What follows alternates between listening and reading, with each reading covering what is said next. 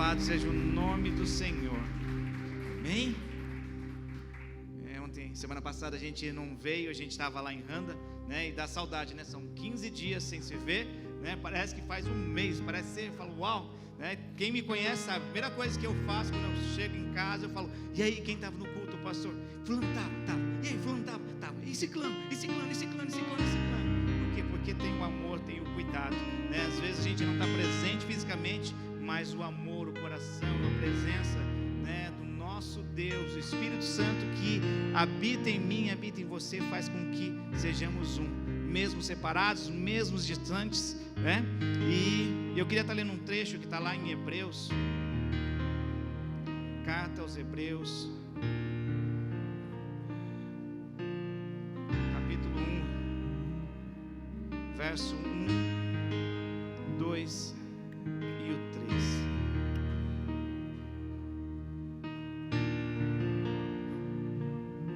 Amém? Todos encontraram? Carta aos Hebreus, capítulo 1, do verso 1 ao 3. Amém? Diz assim a palavra de Deus. Hebreus, capítulo 1, verso 1 ao 3. Antigamente Deus falou muitas vezes e de muitas maneiras aos pais, pelos profetas, mas nesses últimos dias nos falou pelo Filho, a quem constituiu herdeiro de todas as coisas e pelo qual também fez o universo. O Filho que é o resplendor da glória de Deus e a expressão exata do seu ser, sustentando todas as coisas pela sua palavra poderosa, depois de ter feito a purificação dos pecados, assentou-se à direita da majestade nas alturas. Amém? Pai, nós te agradecemos pela tua palavra e mais uma vez eu peço que o Senhor fale poderosamente aos nossos corações, Senhor, que o teu Santo Espírito traga a revelação, papai, em nome de Jesus, Deus, em nome de Jesus, amém e amém. Vocês podem se assentar. Deus, Ele é tão perfeito, gente, e a gente vê essa perfeição nos detalhes, no cuidado dEle. Semana passada a gente esteve em Randa, né, e na hora do apelo teve uma moça, uma senhora que quis se reconciliar com Jesus, né, e quando eu perguntei o nome dela para orar por ela, ela falou, é Verônica. É, Verônica normal, né? Só que um dia antes a gente tinha ido no evangelismo, e o Edson e a Mitico não puderam ir, mas ele mandou um e-mail falando, olha, a irmã tal pediu para, olha, bate em tal prédio, em tal apartamento que tem uma Verônica que precisa muito de Jesus. Aí quando eu olhei para aquela senhora, eu falei, senhora, eu posso perguntar para a senhora uma coisa? Ela falou, pode. Eu falei, a senhora mora no Assacuradante? Ela falou, moro. Eu falei, uau, ontem era para mim ter batido na sua porta, eu só não bati porque o número do apartamento foi errado, né? Mas até então eu tinha o telefone do Edson, eu podia perguntar, eu perguntei, ele falou, talvez seja esse número, e foi passado o número errado. Mas por quê?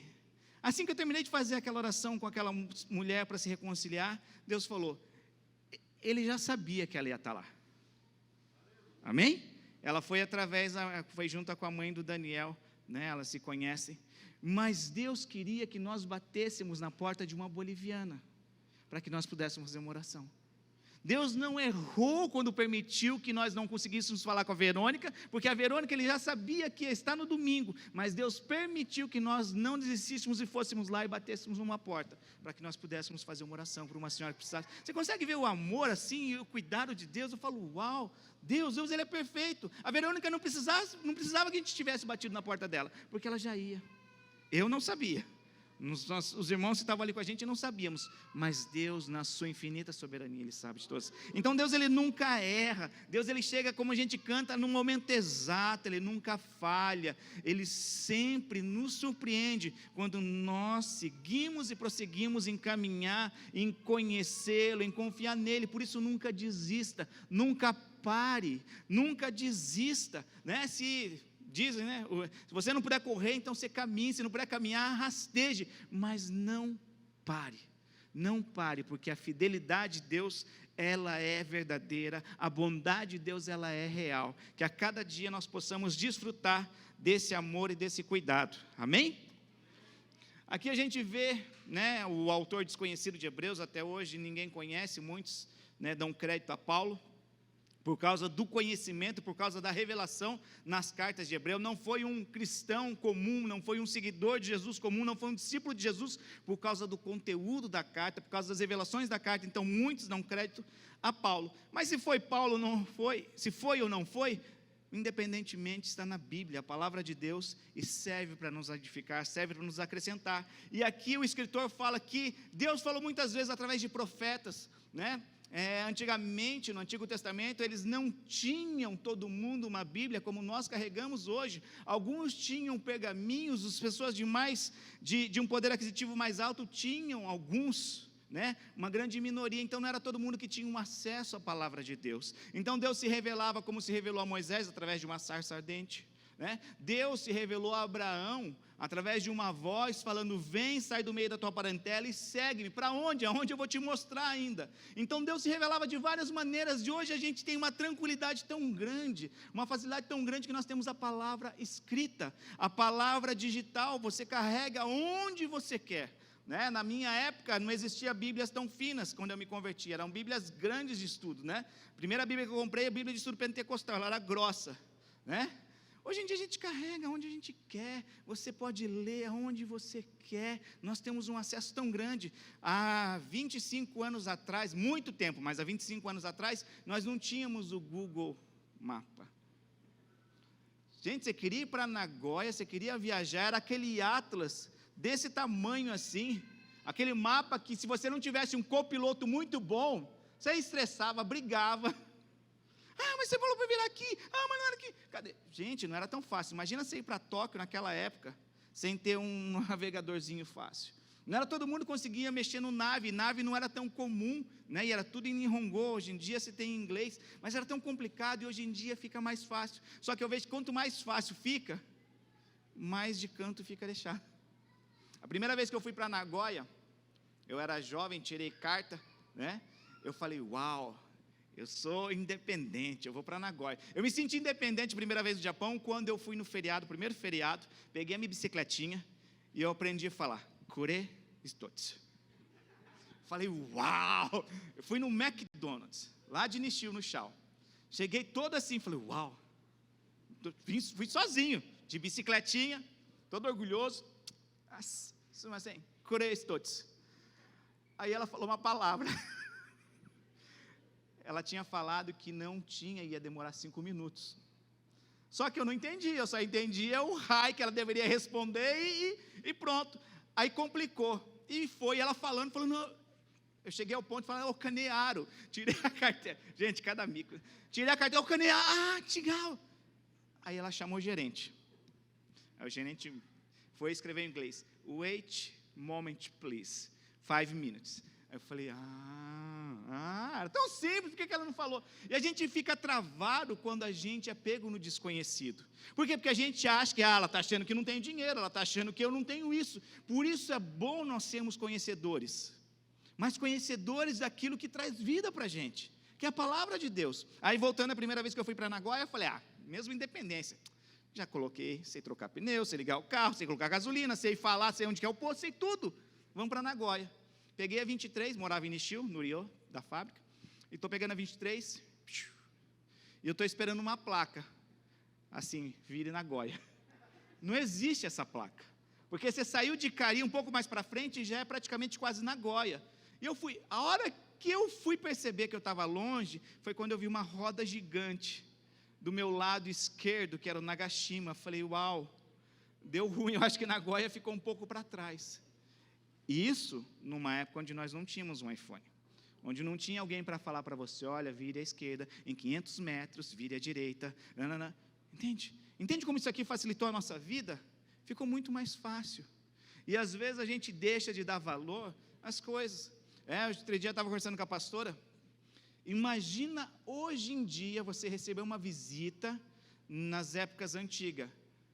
Você tinha que ter muito empregado. Vai vir uma visita. A gente tem que matar o frango, tem que matar o novilho. Vai lá pegar, depenar, preparar. Aí tem que cuidar da louça, tem que cuidar da água, tem que preparar. Gente, uma pessoa só não dava conta. Não dava conta. Então, às vezes, a gente vive e a gente não entende que o Evangelho é simples E aquilo que é simples a gente deixa de dar valor, e aí é a gente que complica. A gente tem que entender que, como falou aqui, Jesus, Deus, Ele se expressa de várias maneiras. A gente não pode se apegar a uma única maneira, porque Deus tem uma multiforme graça dEle agir. Por isso que quando a gente está ministrando algumas experiências, eu não gosto de dar muitas experiências, exemplo, em encontro, quando você é batizado com o Espírito Santo, para as pessoas não se apegarem àquela experiência. Então se eu não sentir um arrepio, não está. Não, gente, Deus não tem um quadradinho, Deus não tem um horóscopo. Não, eu estou limitado em 12 formas. Não, gente, a infinidade de Deus. Quem conheceu a mente de Cristo? Entende? Deus, Ele age, Deus, Ele cura só com uma palavra. Deus, para outras pessoas, Ele tem que dar uma cuspida na terra, pegar, fazer uma meleca lá e passar no olho. É a sabedoria divindade, a soberania de Deus. Ele age como Ele quer. Tem pessoas que de repente estão precisando de uma provisão. Deus fala, vai lá e pega um monte de botija, pega o azeite e começa a deitar. Para outros ele chega e fala, sabe aquele pouco punhado de farinha que você tem? Aquele pouco eu só vou comer, preparar para o meu filho, a gente vai comer e vai morrer então. Prepara para mim antes. E ele faz. Deus, Ele tem uma multiforma. Você crê nisso? E às vezes a gente pega e a gente fica ali paralisado, a gente fica limitado. Eu já vi várias vezes pessoas que foram abençoadas através de uma provisão. Mas a lógica, de repente, quem precisa de uma provisão, ele pensa na sua mente, vai ser aquela pessoa que ganha mais na igreja, vai ser aquela pessoa que tem um bom salário, que vai chegar e me abençoar. E de repente Deus pega aquela que sabe que não tem nada, para de repente abençoar e constranger a pessoa, só para a pessoa saber que é Deus. Às vezes a gente fica olhando, esperando só o milagre vir por aquela porta, mas nós servimos um Deus que não entra somente pela porta, nós servimos um Deus que atravessa as paredes. Então nós devemos estar atentos, eu já falei isso uma vez, em Deus você tem que ficar aqui, opa, Deus pode falar, aqui pode acontecer, Deus está movendo, Deus está agindo aqui, e não ficar sufocado em algo. Quando o escritor fala isso, nós temos que entender que Deus no Antigo Testamento falou sim através de profetas, mas nesses dias ao qual estava acontecendo a igreja primitiva, Deus estava falando através dos filhos, através do Filho. Só que Jesus, Ele tinha sido crucificado, e como é que Cristo continuava falando? Através da palavra dEle que tinha sido ensinada, através da vida dos apóstolos e dos discípulos de Jesus. Paulo vai falar, o mesmo evangelho que eu estou pregando, é o mesmo que Cristo pregou. Ai de quem pregar um outro evangelho, era o mesmo evangelho, mas o Filho continuava falando. Cristo fala hoje as nossas vidas, através da palavra.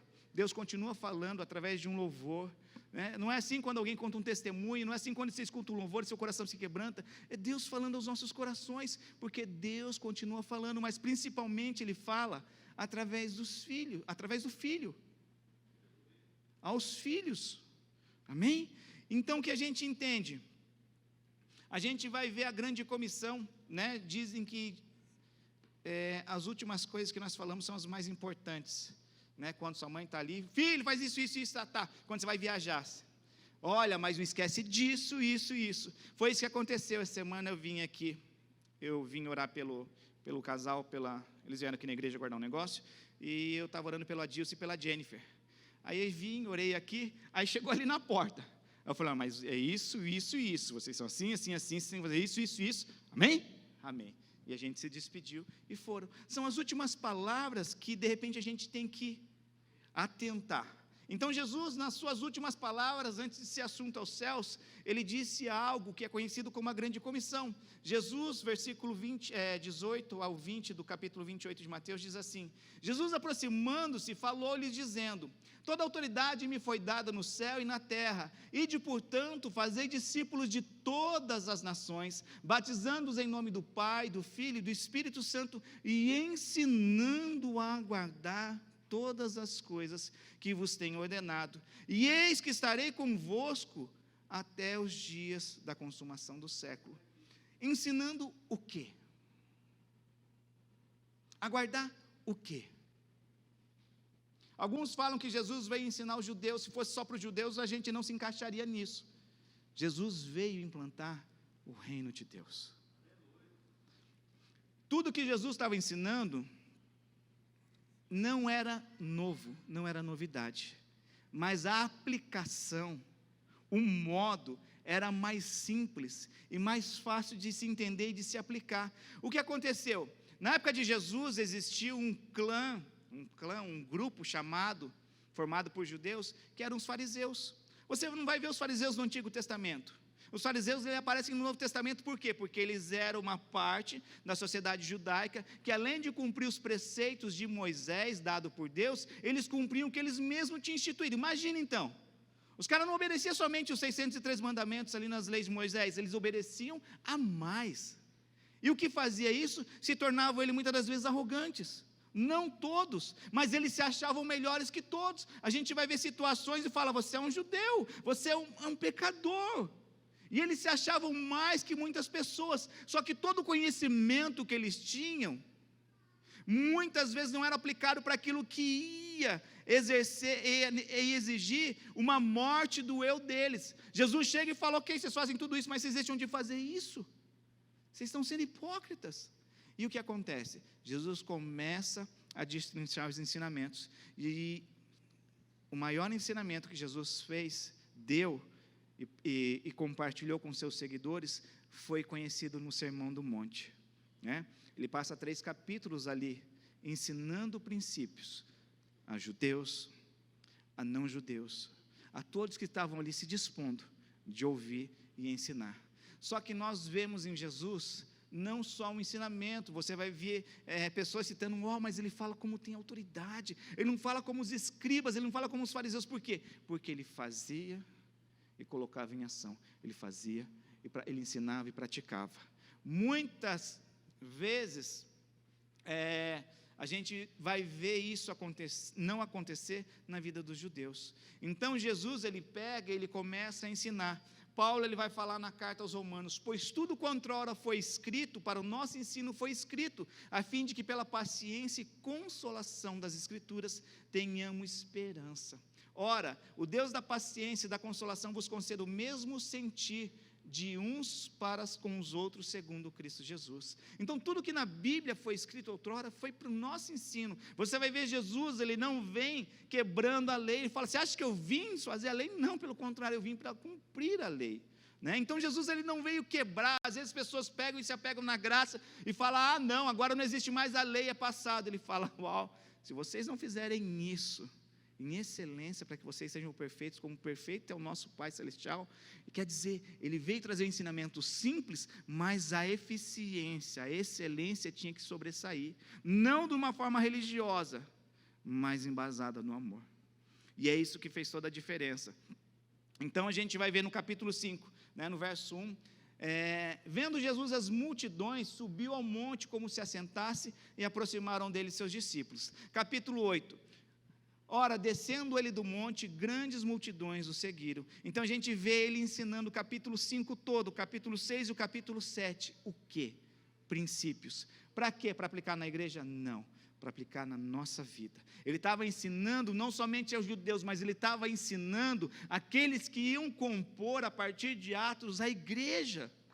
A igreja de Cristo, que é movida e é composta por pessoas que têm limitações, pessoas que são falhas, mas pessoas que através da graça, através da salvação de Cristo, são integradas nesse corpo, pessoas que de repente eram excluídas da sociedade, mas a partir da graça e da bondade de Cristo, fazem parte de um reino, e era esse reino que Jesus estava tentando ensinar, princípios desse reino, ao qual nós cantamos, Deus proverá, ao qual nós temos que descansar e saber que existe um Deus que é justo. Sabe, uma das coisas que me dá paz é saber que eu faço parte de um reino, a qual o rei é justo. Quando eu sei que eu faço parte de um reino, a qual o rei é justo, não pode haver espaço para preocupações, não pode haver espaço para julgamentos, porque ele é justo. Você crê nisso? Você crê que Deus é justo? E Jesus falou, o reino de Deus está próximo, mas tem momentos que Jesus falou, o reino de Deus está em mim. Por quê? Porque a prática desses princípios vai ser o manifestar do reino de Deus. Jesus ensinou para quê? Para a gente ter conhecimento só? Para quê? Para obedecer. Amém? Nós obedecemos quando nós nos atentamos, né? Você tem que fazer todo um curso para você poder ser habilitado a tirar carta para poder dirigir no Japão. Tem todo um ensinamento, né? Em alguns setores, você vai entrar numa fábrica, tem todo o ensinamento. Em todos os lugares tem um ensinamento. Por quê? Porque tem um processo para que você possa saber andar, conduzir, direcionar, preparar. Não é diferente no reino de Deus. Só que muitas das vezes nós não atentamos, porque as coisas, parece que tudo é tranquilo, Deus é amor, é tudo de boa. Gente, a gente está em 2022, 2021, 2020, né, a gente quis riscar, né? 2021 parece que nem existiu, passou tão rápido. 2022 está indo pela mesma pegada, já estamos em fevereiro e já está acabando o mês. Né? Eu lembro muito bem, quando do púlpito eu falei, gente, segundo o que a pesquisa fala, o coronavírus é igual uma gripe, né? A gripe mata mais, coronavírus. Aí a gente perguntava às pessoas, você conhece alguém que pegou coronavírus? Não. Você conhece alguém? Não. Parecia a teoria da conspiração, a gente não conhecia pessoas que tinham pegado o coronavírus. Só que em passar de 2 anos, o coronavírus está batendo na porta. É real. Devemos nos intimidar? Não, devemos ser prudentes, devemos ter cuidado. O meu maior receio não é de repente ficar contaminado, mas é eu ficar contaminado, não saber e propagar isso, porque tem pessoas de risco, tem pessoas com doenças, tem pessoas de idade. Esse deve ser o nosso maior cuidado, né? Agora, pegar ou não pegar, vacinar ou não vacinar, é direito e escolha sua, mas ele está tão real, porque tem se aproximado. Assim é o reino de Deus. Eu não sei se você consegue sentir, eu nunca vi tantas coisas, nunca foi tão real a volta de Cristo, em todos esses 20 anos que eu tenho caminhado com Cristo. As coisas têm acontecido, você vê cada atrocidade, você vê cada escândalo, você vê cada notícia ruim, você fala, uau, é possível isso? Estão acontecendo. É para a gente se intimidar? Não. É para a gente se apegar à palavra de Deus. É para a gente ajudar a expandir esse reino. Como? Através das nossas vidas, através daquilo que Cristo faz. Agora, o que nos torna praticantes da palavra, o que nos torna convictos de algo? Quando nós vivenciamos, amém? Quando você vai num restaurante que é bom, porque é quando você ouve que um restaurante é bom, você só vai poder ter convicção daquilo quando você vai e prova, não é? Quando você vai em um lugar que o pessoal fala que é bonito, igual falam, subir o Monte Fuji é tudo que há, tudo que há de cansativo e ruim. Você está subindo, não, porque você tem que subir e ver o nascer do sol no Monte Fuji. Você está subindo naquela alegria de manhã, tudo escuro, e você está lá, e pá, e vai, e vai. Aí quando começa a clarear o dia, você vê aquelas pedras tudo igual. E você olha assim, você fala, uau. Aí você está na metade, você está quase chegando no topo, você fala, uau, não tem táxi, não tem Uber, não tem nada. Você vai ter que voltar. Aí quando você olha assim, você vê, uau, é bonito. Mas não é aquela coisa extraordinária, mirabolante. Não, é uma coisa que você subir num prédio alto, você vai ver também. Igualzinho quase. Vale uma vez? Vale, uma vez vale. Mas que 2 aí já é, né? Aí já é. Mas é aquela coisa que o pessoal fala. Enquanto você não vai, não vê e não presencia, a gente não vai poder diagnosticar. Não é diferente com a palavra de Deus, com os princípios ensinados por Cristo. O que me fez tornar um cristão foi quando eu vi a veracidade dos ensinamentos de Cristo. Uma coisa é você ouvir, Deus é isso, Deus é bom, Deus tem um plano, Deus faz isso, Deus faz aquilo, Deus cura, Deus... O dia que você vê, é completamente diferente. Deus falou comigo. Deus falou para você isso, irmã, através... Tá. O dia que Deus fala com você, é completamente diferente. E é isso que nós devemos buscar em Deus. Essa experiência, essa vivência, não somente dos outros, mas nós somos chamados para testemunharmos dessas grandezas, nós somos chamados para testemunhar desses ensinamentos de Cristo, aplicados na nossa vida. Jesus, ele veio para expandir, implantar o reino, ajudar esse reino a ser expandido, a agregar pessoas, incluir pessoas. Ele veio para trazer ensinamentos, ele veio para fazer milagres. Mas se você for ver, parte do ministério de Jesus era ensinamento. Ele ensinou. É tão forte, é tão real isso, que ele deixou isso na grande comissão, nas últimas palavras dele. E de ensinar, mas ensinar o quê? Esses princípios que ele nos colocou aqui. Aí ele começa o Sermão do Monte com as bem-aventuranças. Ele não começa com um peso, ele não começa, olha, você é pecador, se você não aceitar Cristo, você vai para o inferno. Não, ele começou, olha, feliz é, bem-aventurado é aquele que tem um coração puro e limpo. Bem-aventurados os pacificadores. Ele começa a falar o fruto de você confiar em Deus. Ele começa a falar os frutos de você colocar em prática os ensinamentos de Cristo. E eu pergunto, não é vantajoso? Só que muito mais eficiente do que o ser humano, do que um político, do que um empreiteiro que chega e fala, olha, o emprego é assim, assim, assim, né? Olha, você vai ganhar, ele só conta a parte boa, você vai ganhar isso, e você vai ter assim, e vai ser assado. Cristo, ele fala a realidade, ele não esconde nada. É isso que me conquista, é isso que Deus me conquista, essa transparência que ele tem. Ele não precisa esconder nada da Bíblia. Às vezes, se eu fosse você escrever, editar a Bíblia, a gente ia tirar um monte de coisa. Não, imagina, isso aqui vai escandalizar, isso aqui vai chocar. Não, Deus não teve problema nenhum, porque Ele é Deus, Ele é soberano. Ele não tem que se esconder, Ele não tem medo. Nós não devemos ter medo da palavra de Deus, nós não devemos ter medo de aplicar esses ensinamentos. Então, quando nós entendemos isso, nós devíamos experimentar e começar a colocar em prática. Nós devíamos aplicar na nossa vida.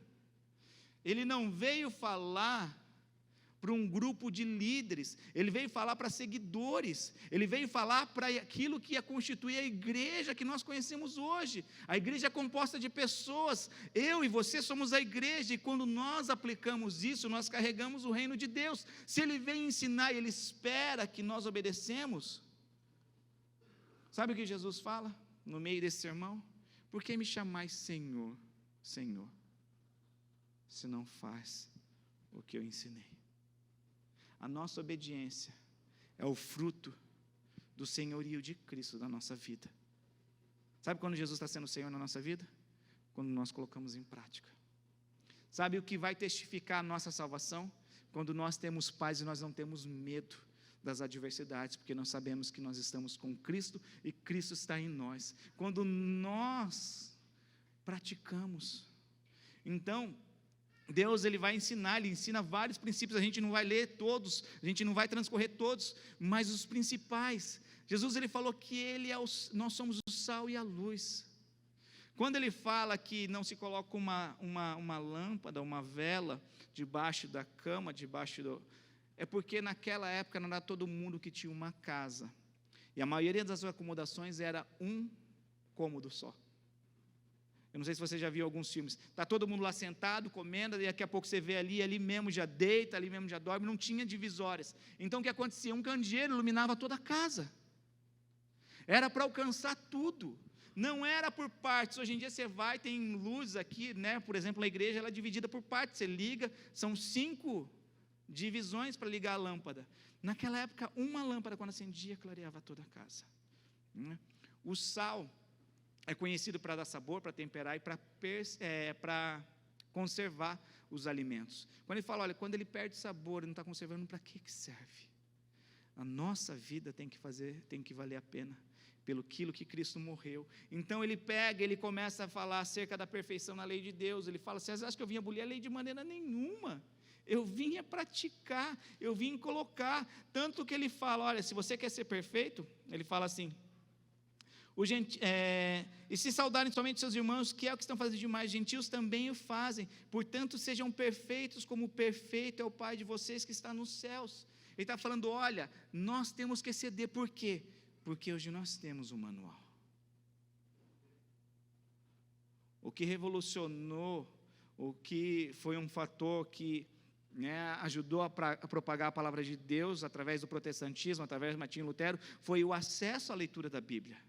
Não eram todos que tinham acesso à palavra de Deus. Depois que a palavra de Deus começou a ser traduzida para várias e várias línguas, se facilitou. Todos têm acesso, como eu falei no começo. Nós temos acesso. Nós queremos ter uma vida abençoada, queremos ter uma vida que glorifique a Deus, queremos expandir o reino de Deus. Acesse a palavra de Deus. ajude a colocá-la, ajude a colocá-la em evidência através da sua vida, através do testemunho, amém?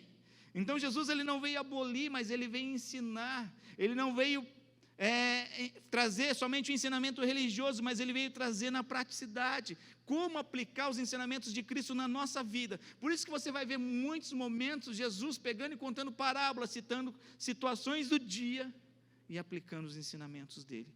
Por quê? Porque ele queria facilitar, ele queria ajudar as pessoas a entenderem, absorverem, para colocarem em prática os ensinamentos dele. Depois ele pega, ele vai falar acerca de oração, acerca de jejum, né? Ele vai ensinar, né, a respeito da oração. Ele vai falar, né, acerca do tesouro no céu, acerca dos dois senhores. Ele vai falar acerca da ansiedade, né, a solicitude pela vida. Não andeis ansiosos por coisa alguma, mas buscai em primeiro lugar o reino de Deus e a sua justiça, né? Um dia eu preguei, se não me engano, depois do encontro, a justiça, o reino de Deus e a sua justiça, né? É uma coisa que é composta, não é separada. Então, são ensinamentos que nós vamos aplicar na igreja? Não, nós vamos aplicar na nossa vida, nós vamos aplicar no nosso casamento, nós vamos aplicar na educação dos nossos filhos, nós vamos aplicar no nosso trabalho, nós vamos aplicar na nossa família, nós vamos aplicar no nosso dia a dia. Ele ensina acerca do perdão.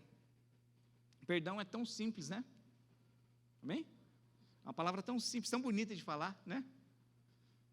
Mas eu não sei se você já percebeu, ela é tão poderosa que ela tem o poder de unir, ela tem o poder de separar. Não sei se você já parou para pensar nisso. Ah, estou magoado, a pessoa fez uma ali, eu não vou perdoá-la. Separou. Ah, não, eu vou entender, vou relevar. Uniu. Jesus veio nos perdoar para nos ligar com o Pai. O ministério, um dos ministérios de Jesus, o ministério da reconciliação, através do perdão, ele nos liga ao Pai. Por isso que ele fala e ensina na oração. Por que será que o perdão é importante? Por quê? Porque ele tem o poder de separar ou de unir. Famílias são separadas por causa da falta dele. Famílias e pessoas são unidas por causa da presença dele. O perdão é algo que deve ser praticado na nossa vida. Por que muitas pessoas têm o sentimento de não serem perdoadas? Né? As pessoas às vezes estão lá, passa um tempo, ela consegue ir levando, aí chega no momento, ela pega e fala e sente. Por quê? Porque talvez ela não perdoou, talvez ela não perdoou pessoas, talvez ela mesmo não se perdoou. E quando a pessoa não se perdoa, sendo que o próprio Deus perdoa e esquece os nossos pecados, lança no mar de esquecimento, nós nos afastamos. Mas não é porque Deus quer, é porque nós não temos a convicção desse perdão. Então é algo tão importante e que está incutido nos ensinamentos e nos princípios de Jesus. Perdão tem o poder de unir, de separar ou de unir. Deus nos perdoou primeiro, através do sacrifício na cruz, para que nós não tivéssemos esse sentimento, mas para que nós tivéssemos o sentimento de união, da presença de Deus, desse estar perto de Deus. Amém? Depois ele vai falar acerca de julgamento, né? Uma coisa que eu sempre ensino, falo, olha, não julgue. Por quê, pastor? Porque senão você vai ser julgado. É assim que a Bíblia fala. Não julgueis, para que não sejais julgados. Quando nós julgamos, nós estamos colocando num outro nível. E assim, talvez, como os fariseus estavam, eles se achavam no poder e achavam mais que as outras pessoas. Né? Eu não sei se você já conversou com pessoas que te olham de cima para baixo. É ruim, não é? Tem gente que você entra no lugar assim, te mede de cima e embaixo, assim, olha, e quando vem falar com você, vem falando assim. Jesus, ele não fez, ele fez todo o caminho inverso. Ele estava lá em cima, desceu, tomou a forma de homem, foi humilde. Entende? Qual o caminho que nós devemos seguir? Qual o padrão que nós devemos ter? O de humildade ou de arrogância e de soberba? Jesus, ele vem ensinar, pastor, mas já sei tudo, tá, mas o que nós colocamos em prática? Hoje em dia é tão fácil, nunca teve tão fácil acesso ao conhecimento, mas não é o conhecimento em si, o pastor Machado sempre diz, é o que eu faço com o que eu sei. É vital. Tem pessoas que conhecem a Bíblia, já leram a Bíblia 10 vezes, glória a Deus, mas não colocam uma página em prática. Tem pessoas que conhecem 5 versículos, mas é aquilo que ela vive aquilo todo dia. Aí eu pergunto para você, quem está carregando o reino de Deus? Quem está expandindo o reino de Deus? É a praticidade. É a prática que nos mantém de pé. Ah, pastor, você está exagerando. O que Jesus falou acerca dos 2 fundamentos, gente, no capítulo 7? Tem os que ouvem e tem os que ouvem também. Os dois ouvem. Mas tem os que praticam e os que não praticam. Os que não praticam, Tiago, irmão de Jesus, vai mais fundo e fala, engana-se a si mesmo. Coloque em prática. É fácil? Não. O cristianismo é para pessoas corajosas, para pessoas dispostas a morrerem para si, para que Cristo possa viver através delas. O cristianismo não é para meninos, é para pessoas que assumem responsabilidade. O cristianismo é para nós, um padrão de vida. É fácil? Não é fácil, gente. É difícil, por quê? Porque vai lidar com o nosso eu. Esses dias eu estava aconselhando uma pessoa no Brasil, ela ligou, pediu conselhos, e eu falei, faz assim, assim, assado. Ela fez tudo o contrário. Por quê? Porque confronta aquilo que ela sente. Confronta o sentimento que tenta aflorar o nosso eu, o nosso orgulho. É fácil a gente pedir perdão, é fácil a gente amar, é fácil? Não! Por isso que são mandamentos, gente.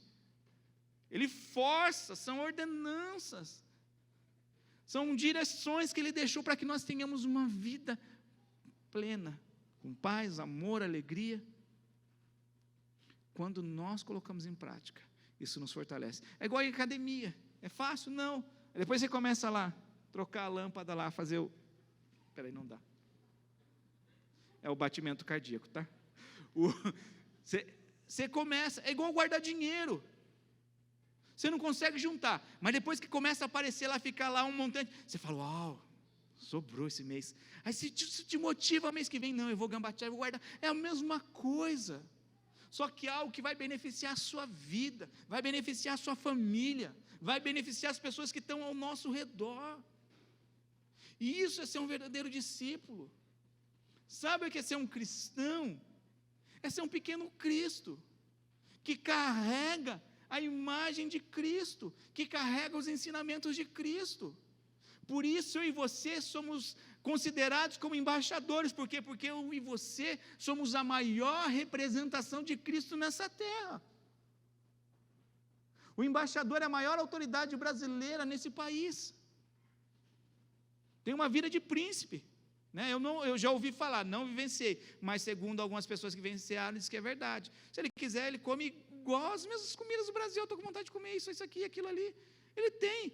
Tanto que o local onde é a embaixada é considerado território nacional.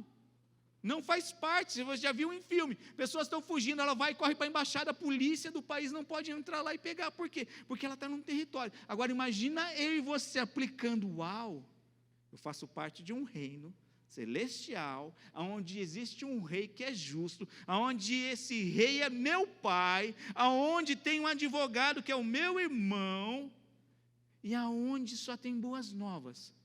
Uau, eu estou aqui, eu faço parte do reino de Deus. Os anjos do Senhor estão acampados ao redor daqueles que o temem. Mas sabe o que vem a voz? A gente viu o que mais vem na nossa mente. O diabo está ao redor, irmãos. Ao derredor. Rugindo como um leão. Porque ele não é o leão. O leão é o leão da tribo de Judá. E às vezes a gente se intimida e a gente esquece, né? A gente como ser humano, a gente tende a ver o lado ruim das coisas. Mas imagina se a gente conseguisse aplicar o lado bom. Uau, isso faz parte do reino de Deus. Por isso que quando a palavra fala, olha, onde a gente plantar, onde a gente pisar, planta os nossos pés, eu tenho dado por herança. Imagina a gente colocando literalmente isso na nossa vida. Não, aqui é minha casa. Ali não vai toscar. Eu não aceito. Cobre com teu sangue, acampa os teus anos ao redor. A nossa vida ia ser diferente. Só que não são coisas palpáveis e físicas, são ensinamentos espirituais. As nossas armas não são carnais, mas são poderosas em Deus. Nós precisamos despertar para isso. Quando nós entendemos isso, nós vamos desfrutar da vontade de Deus, que é boa, perfeita e agradável. Nós vamos desfrutar do reino de Deus. Amém? uma das coisas que a gente mais se preocupa são com as pessoas que fazem as coisas erradas.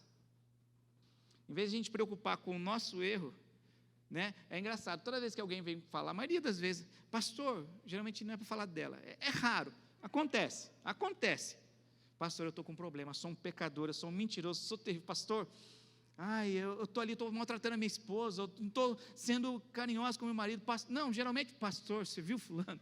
Pastor, você viu ciclano? Pastor, fulano está assim, pastor e Beltrano, gente, seria tão mais fácil, eu vou escrever a Bíblia de aplicação do nosso irmão, não, é Bíblia de aplicação pessoal, é na sua vida, é na nossa vida. Então, quando nós entendemos que o Evangelho é para nós, não é para o nosso irmão, ficaria mais fácil. Mas o que acontece? As pessoas vêm falar dos outros, e o que acontece? Não vai mudar. Somos nós que precisamos mudar, é a nossa vida, não é o erro do meu irmão, é o meu erro que eu preciso pedir perdão. Não é a falha de ciclano. Não, é a minha falha. Pastor, por que você está falando isso? Porque Jesus, ele deixou lá os falsos mestres, os falsos profetas. Mas pastor, fulano, deixa ele, irmão. Mas estão fazendo assim, deixa ele. Jesus falou, olha, nem todo aquele que me diz Senhor, Senhor, entrará no reino dos céus. Mas nós profetizamos, nós pregamos, ok, mas eu não conheço vocês. Apartai-vos de mim, vós praticar iniquidade. Essa palavra era para trazer um temor, mas era também trazer um refrigério. Por quê? Porque você sabe que Deus é justo. Você sabe que nós não vamos prestar conta agora, o Senhor da Seara não chegou ainda. Deus, Ele é. E às vezes a gente deixa de viver o verdadeiro Evangelho, viver uma vida transformada, porque a gente olha as vidas que não foram transformadas. Transforme a sua. Deixa Deus transformar a sua. Às vezes eu vou aconselhar pessoas num casamento e eu falo, ok, irmão, realmente tem isso, irmã, isso aqui está falho. Mas, e quando eu estou falando direto para a pessoa, eu falo, ok, a pessoa você está certo isso, mas isso aqui, se você não mudar, nenhuma outra esposa no mundo também vai concordar. Não é a sua esposa, não é o seu marido que não está concordando com isso. Qualquer outro ser humano casado com você não ia concordar com essas coisas. Então o que eu falo? Mude isso. Por amor a Deus e por amor a você e por amor ao seu cônjuge. Não espere o cônjuge mudar. Muda o que você está ao seu alcance. O que está ao seu alcance? Você mudar. Você fazer. Você praticar. Uma coisa é alguém poder fazer para você no seu lugar. Outra coisa tem coisas que são inevitáveis, você tem que fazer. Por mais apertado que você esteja, você não pode pedir para alguém ir no banheiro no seu lugar. Vai sonegai, por mais que você ame a pessoa, não tem como você fazer isso. Você acha que a vida espiritual, a salvação é individual? Você acha que a nossa mas não, faça você. Faça por você. Jesus não veio ficar preocupado se as pessoas estavam ou não estavam seguindo, ele veio fazer o que tinha que fazer. Quando ele estava ali pregando coisas, ensinando coisas que as pessoas achavam difíceis, falou, Pedro, Tiago, João, Judas, Tomé, eles não querem vazar também? Vocês não querem ir embora também? Jesus não estava preocupado com a quantidade, ele estava preocupado com a veracidade. Vocês são meus discípulos mesmo? Ok. É isso que importa, é isso que vai fazer diferença na nossa vida, a prática da palavra de Deus, a prática dos ensinamentos de Jesus, e ele vai concluir esse ensinamento falando acerca dos 2 fundamentos, porque não adianta nada a gente conhecer, não adianta nada a gente saber como os fariseus sabiam, mas não conseguir identificar Cristo. Não adianta nada a gente estudar, a gente adquirir conhecimento, se nós não praticarmos. É uma casa que desmorona, e essa casa é a minha vida e a tua vida. Quantas pessoas você vê e você fala, mas por que fulano não está indo? Alguém está escutando alguma coisa aqui? Alguém está ouvindo a pregação que não foi lida em Hebreus 1, do 1 ao 3? Não. Está todo mundo escutando Hebreus 1, do 1 ao 3. O que vai fazer a diferença na nossa vida é quando nós saímos daqui e colocarmos em prática. Aqui é o lugar mais fácil para nós. A gente consegue até sentar do lado que a gente não tem muita afinidade, a gente ergue a mãozinha, a gente até fala, que bom que você veio, irmão. A gente fala, irmão, a gente dá paz do Senhor. Mas é quando nós saímos daqui que a prática vai ser difícil, onde nós temos que buscar força em Deus. Jesus mesmo falou, sem mim nada podeis fazer. Então, como eu falei, os ensinamentos de Jesus muitas das vezes são difíceis, mas com Ele nós podemos todas as coisas. Sem Ele fica difícil, mas com Ele é fácil. Com o amor dEle, com a força dEle, com a ajuda dEle, com a ajuda do Espírito Santo, fica mais fácil perdoar, fica mais fácil compreender, fica mais fácil aceitar e incluir. Mas nada vai adiantar se nós não colocarmos em prática.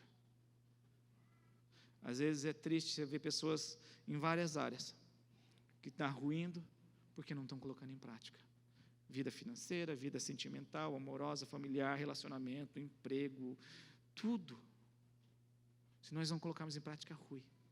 Jesus subiu no capítulo 1, no verso 1 do capítulo 5, e ele desceu no verso 1 do capítulo 8. Só que o último ensinamento que ele fez, ele concluiu, foi os 2 fundamentos. Não é problema de audição, porque os 2 ouviram. O problema é na ação, aonde nós estamos construindo, aonde nós vamos. Eu não sei quem comprou casa aqui, quem construiu casa, ainda mais aqui o terreno no Japão, só no Japão não é tão forte, então eles têm que vir fortificar o terreno, né? Então às vezes coloca pedra, bate, soca, faz sonda, enfia, para ver se vai aguentar a estrutura de uma casa, porque aqui dá terremoto, né? Então tem tudo isso, não é só simplesmente pegar e falar, dá para construir, não, tem todo esse preparo do terreno, por quê? Porque vai construir algo, e o pior, e o mais sério, vai ter vidas ali dentro daquele algo, então é uma responsabilidade. Na nossa vida não é diferente, é a nossa vida. Eu sempre falo, às vezes, cada vez que você caminha mais com Cristo, vem mais responsabilidades. A atitude que um novo convertido toma, a responsabilidade não vai ser tão como eu tomar. Hoje eu não posso tomar a decisão assim, vou fazer isso que der na telha. Não, tem que ter um temor grande, por quê? Porque eu tenho uma família, eu sou um pastor, eu tenho pessoas que a gente direciona e guarda. Imagina eu pegar e chegar amanhã e falar, eu separei, não quis, incompatibilidade de gênero. Passa 20 anos casado e vem incompatibilidade de gênero agora. Eu fiz isso. Não é assim. Então isso ajuda a ter temor. A responsabilidade ajuda a gente a ter mais temor ainda. Ajuda a nos amadurecer. Quando nós entendemos essa responsabilidade, fica mais fácil ser um cristão e praticar. Quando nós entendemos, é assim ou não é? Quando você vira um ranchô na fábrica, você não tem mais responsabilidade? Antes você ranchou, você chegou lá, você é... Como é que é? Chincha. Como é que é quando é novato? Xindim, né? Xindim não, xindim é Guatamala-Caxi. E tem um nome lá, como é que... Fala aí, alguém me ajude, como você entra novato na igreja? É xindim? É.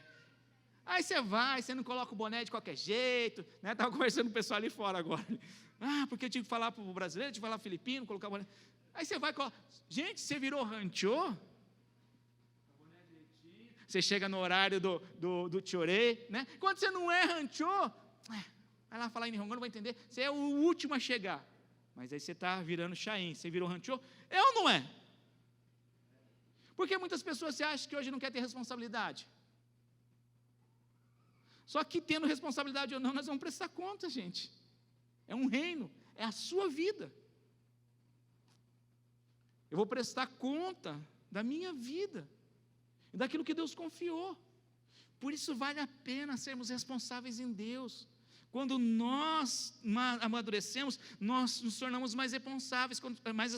Quanto mais responsabilidade vem o crescimento.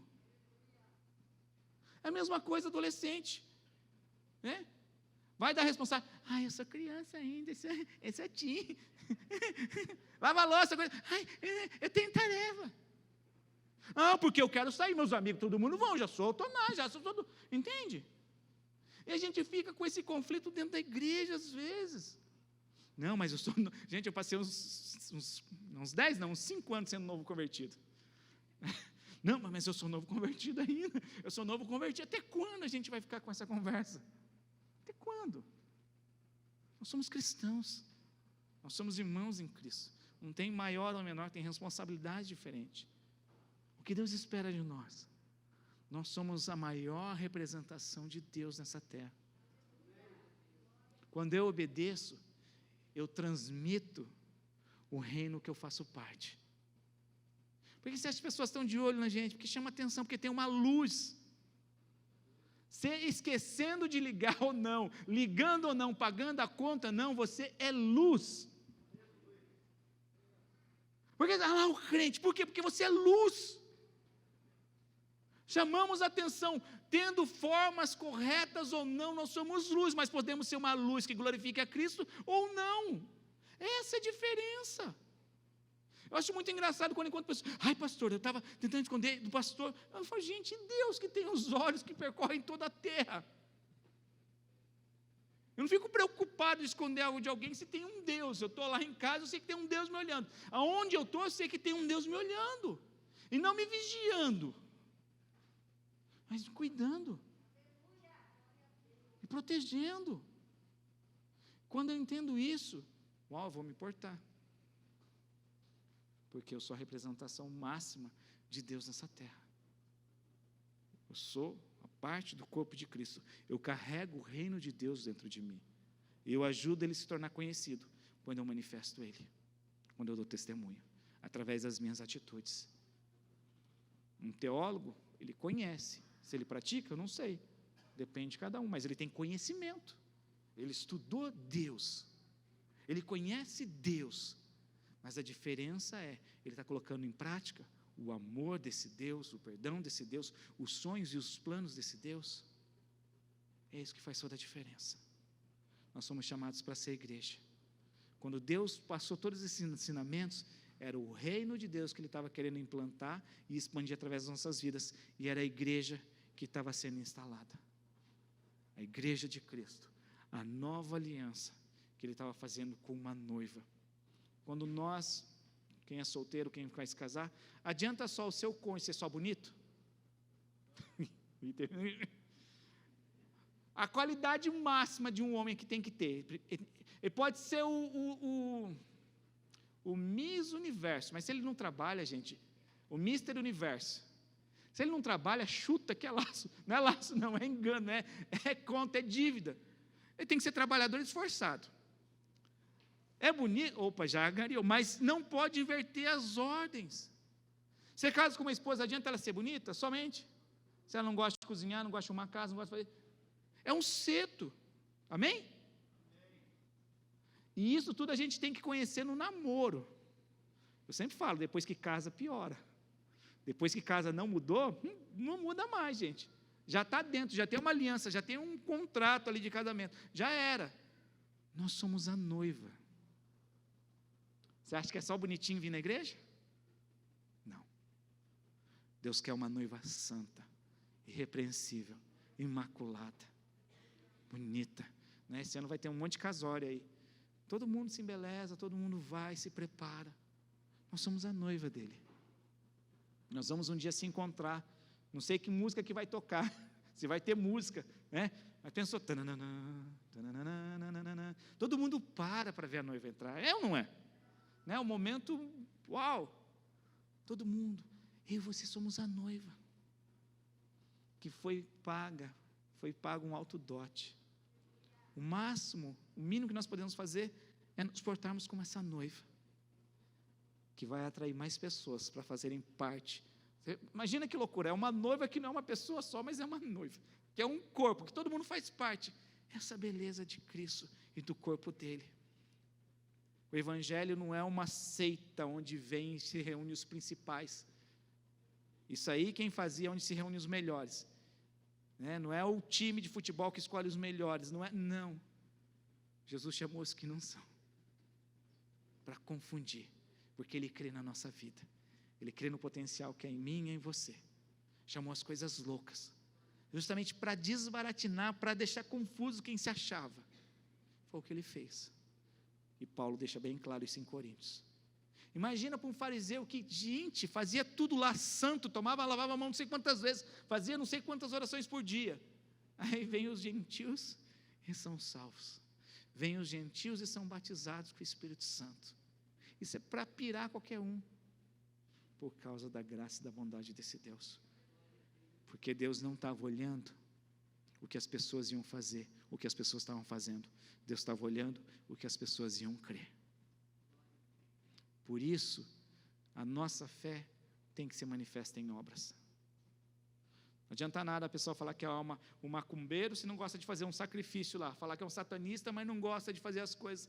Não, se ele expressa a fé dele nisso, vai ter obras. Não adianta nada a gente falar que é um cristão se a nossa fé não expressa em atitudes. Não somos salvos para a gente concluir pelas obras, mas porque nós somos salvos, nós temos que realizar as boas obras. Paulo fala isso muito claro em Efésios, para a gente concluir, Efésios capítulo 2, verso 8 ao 9. Efésios 2, 8 ao 9. Porque pela graça sois salvos mediante a fé, e isso não vem de vós, é dom de Deus, não de obras para quem se glorie, pois somos feituras dele, criados em Cristo Jesus para as boas obras, as quais Deus de antemão preparou para que andássemos nela. Nós somos criados em Cristo para boas obras. Não são as boas obras que nos salvam, mas nós fomos salvos para praticar as boas obras. E Deus lançou infinita justiça. Ah, pastor, mas eu tenho por isso que ele não estabeleceu um padrão, um nível. É a multiforme graça dele, ele distribuiu o dom e a fé conforme o Espírito Santo, conforme eles quiseram. Então Deus não vai exigir de mim o que de repente vai exigir de você. Deus não vai exigir de você aquilo que ele vai exigir de outras pessoas, por causa dessa beleza do corpo de Cristo. Por isso nós não devemos nos comparar, nós não devemos julgar, nós não devemos apontar, porque Deus fez assim, para que nós andássemos nela. Amém? E Ele vai ensinar várias vezes, olha, ajuda aquele mais fraco na fé, ajuda aquele novo, para que todos atinjam o perfeito conhecimento, né, o pleno conhecimento de Cristo Jesus. Quando nós fazemos isso, nós estamos sendo igreja, nós estamos carregando o reino e ajudando a expandir esse reino. Por isso, vamos nos levantar, vamos colocar esse reino para ser conhecido através das nossas vidas. Através das nossas vidas. Amém? Vamos colocar de pé?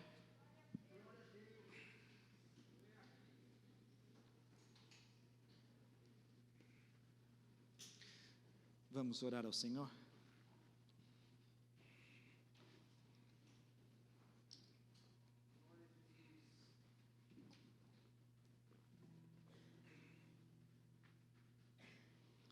Amém? Coloca a sua vida diante de Deus.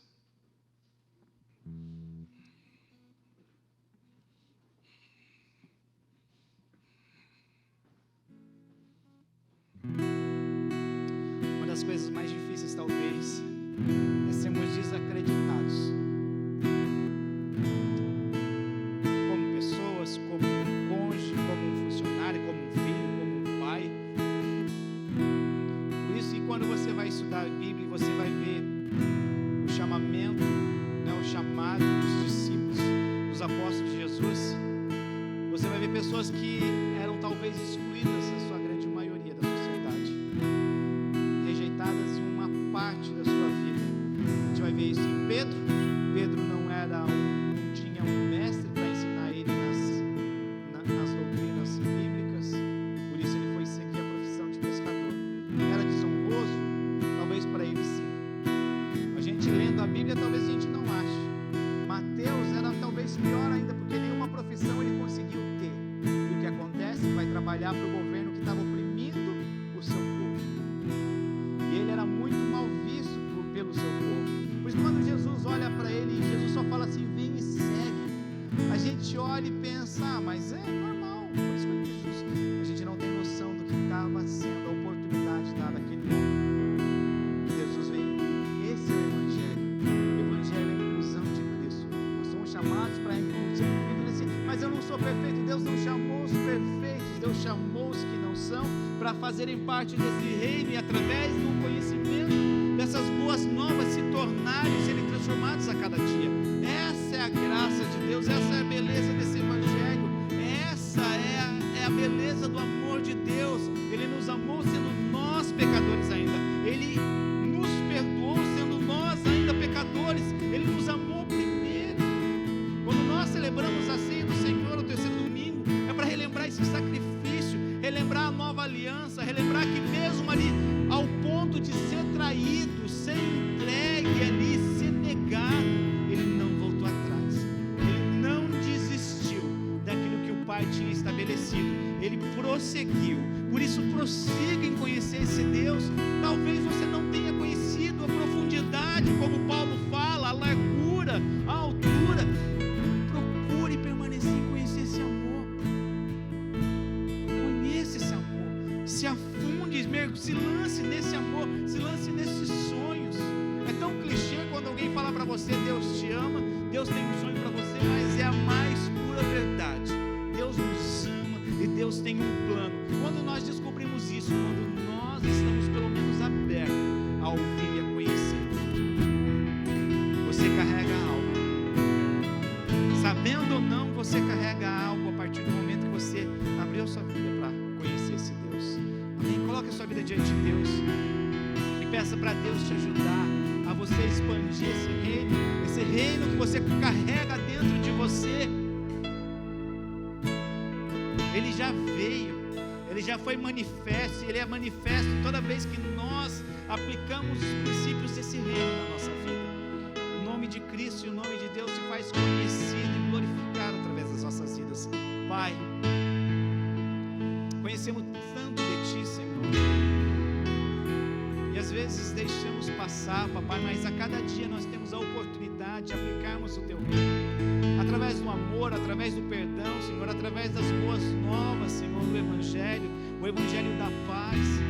As nossas atitudes, Senhor, demonstram o Teu amor, através de um gesto de gentileza, de educação, Senhor, através de um bom dia, Senhor, nós manifestamos, porque nós representamos esse reino, Senhor. O Senhor não escolheu os perfeitos, Papai. O Senhor poderia ter chamado anjos para representar esse reino, mas o Senhor escolheu pessoas como nós, que temos falhas, limitações, e por causa disso nós podemos ser transformados através do Teu perdão, através do Teu amor, através do conhecimento dos Teus sonhos e dos Teus planos. E isso faz com que nós tenhamos um testemunho, Papai, um testemunho de vida, Senhor, uma história para contar, uma história para compartilhar, Papai. E nós te agradecemos por esse privilégio, Senhor, te agradecemos por essa oportunidade, Senhor. Pai, há tantos irmãos meus, Senhor, que muitas vezes são, Pai, extrovertidos, mas alguns são introvertidos, Papai, alguns são tímidos, Senhor, mas não é, Senhor, de uma forma, Pai, não há uma tabela, de cada um do seu jeito. Senhor, respeita isso, Papai, que possamos expandir o Teu reino, Papai, através desse nosso testemunho, através do nosso jeito, através dos sentimentos e das emoções que o Senhor nos deu, Senhor, dos temperamentos que o Senhor deu, conforme cada um, porque nós não somos um robô, nós somos uma linha de produção em série, não, Senhor. Nós temos uma identidade, Senhor. Nós temos, Papai, uma identidade, nós somos únicos, Senhor. Por isso nós não devemos comparar, porque nós somos diferentes uns dos outros, Senhor. Mas o amor, o Espírito, a fé, o batismo, o mesmo Espírito é aquilo que habita dentro de nós, Papai, e nos ajuda, Senhor, a manifestarmos esse reino. Nos ajuda a entendermos que aonde nós estamos, Papai, somos representantes Teus, Senhor. Para isso, Senhor, ajuda-nos a propagarmos esse Evangelho, Senhor. Quantas pessoas necessitadas, Senhor, quantas pessoas que não têm aquilo que nós temos, Papai, não conseguem ter uma direção, uma esperança, Senhor, porque não sabe, Deus. Ajuda-nos a Te fazermos conhecidos, Senhor, através das nossas vidas, através dos nossos atos, Papai, para a glória do Teu santo nome, Senhor. É o que nós Te pedimos e nós Te agradecemos, Papai, no nome de Jesus, Senhor, no nome de Jesus, Papai, nós Te louvamos, nós Te agradecemos, para a honra e glória do Teu santo nome, Papai, em nome de Jesus, amém e amém. Eu queria fazer uma oração. Você que ainda não entregou, não aceitou o Senhor em sua vida, ou de repente já Deus hoje te trazer para perto dele. Como ele faz isso, pastor? Fazendo uma oração, pedindo para Deus aceitar, entrar na sua vida. Se tiver alguém que tem esse desejo hoje, de pedir para que Deus possa entrar na sua vida, entrar no teu coração e fazer morada, recebendo Ele como Senhor e Salvador, erga a sua mão para que a gente possa orar com você. Amém? Pai, pode vir, não tenha vergonha. Amém? Pai, nós te agradecemos, Pai. Te agradecemos pelo teu amor, te agradecemos pelo teu cuidado, Pai. Deus, em nome de Jesus, Senhor, que cada vez mais o Senhor possa se revelar, que cada vez mais possamos conhecer desse amor, dessa salvação, Papai, e ajudarmos, Senhor, a propagá-la, Papai, através das nossas vidas, Senhor. É o que nós te pedimos e te agradecemos. Em nome